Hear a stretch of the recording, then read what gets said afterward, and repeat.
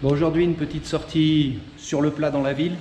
L'objectif, c'est d'aller voir ces pistes cyclables temporaires qui ont été installées pour cause de Covid, pour permettre une meilleure circulation des gens qui auraient besoin d'aller se rendre au travail et pour éviter que les gens s'entassent dans les transports en commun, dans le Transmilenio. Donc on va voir ça, ça fait la une de pas mal de sites internet et de journaux dans le monde, montrant Bogota comme exemple. À voir.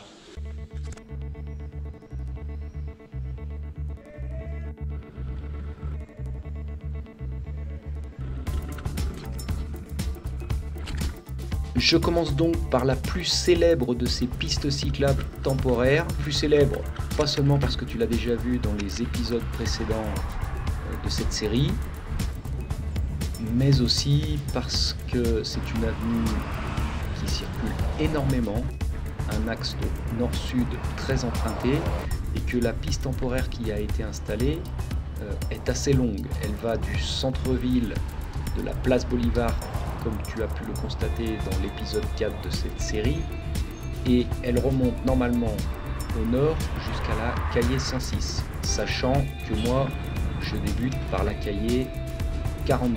Quand tu montes au nord, tu es à contresens de la circulation, une voie a été neutralisée.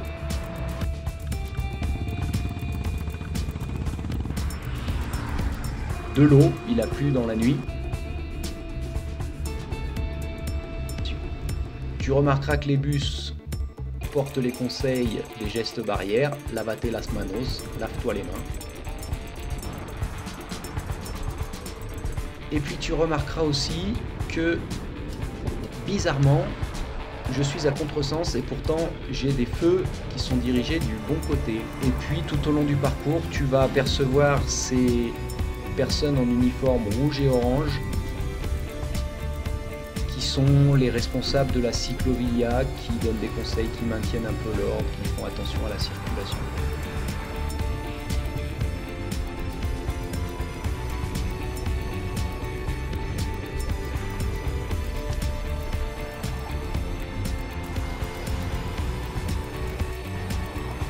Et voilà, normalement elle s'arrête là, c'est le cas.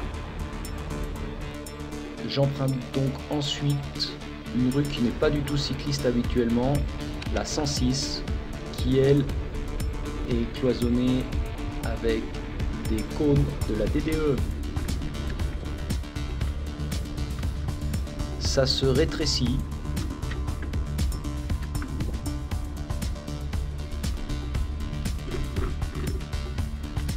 Une fois terminé, je commence une très longue portion de la Carrera 9 parallèle à la Septima et qui va au nord.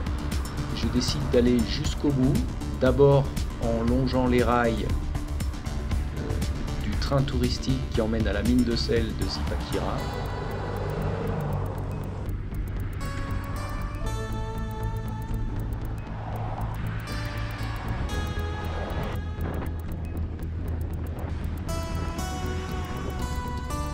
Toujours des quilles. Donc là c'est un petit peu plus périlleux parce que ces quilles c'est quand même nettement moins protecteur de la circulation automobile. De belles fresques le long de l'avenue, des sportifs, mais aussi énormément de travailleurs venant du nord en peloton et beaucoup de circulation comme tu peux le constater. Dans les flaques, et puis ce groupe de policiers à vélo m'indique la fin. Je suis au niveau de la 153 et je fais demi-tour.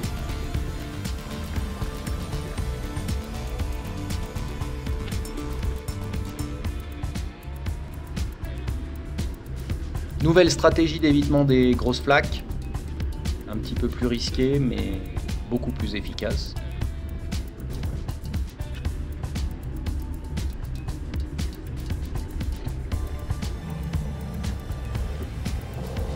Et là, je rejoins la troupe des travailleurs. Chaussures de sécurité et caisse sur le porte-bagages. On ne s'y trompe pas.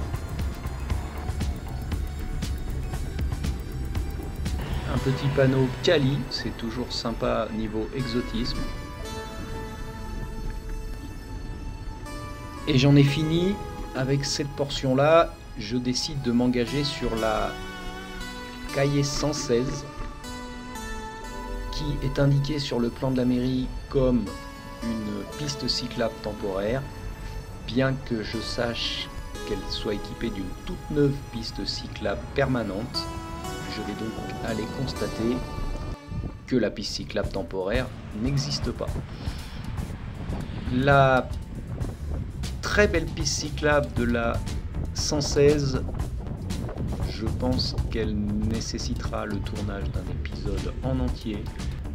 Je vais donc n'en montrer que très peu d'images.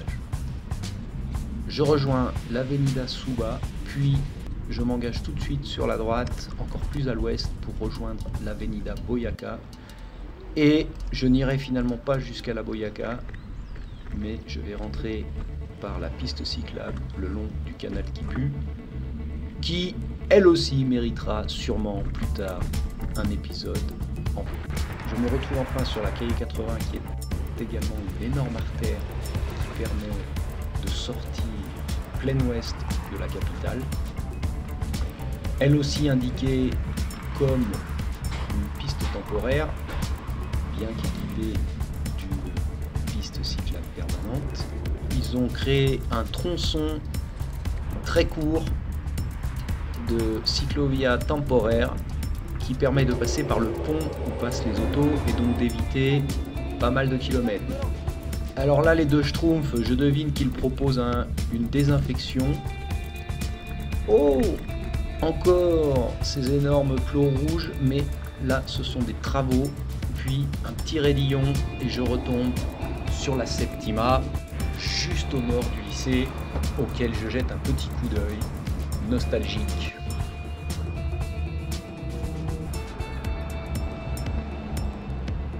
Et je reprends ma route pour les 5 derniers kilomètres. Regardez-moi cette coupe d'extraterrestres.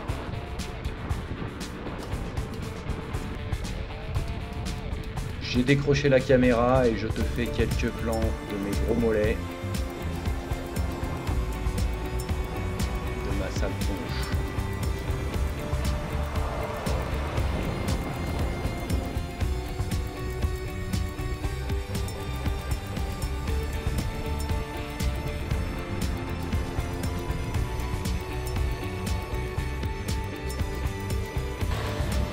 Quelques fresques murales géantes, presque 32 km, des policiers à vélo en patrouille, je passe devant l'Institut allemand.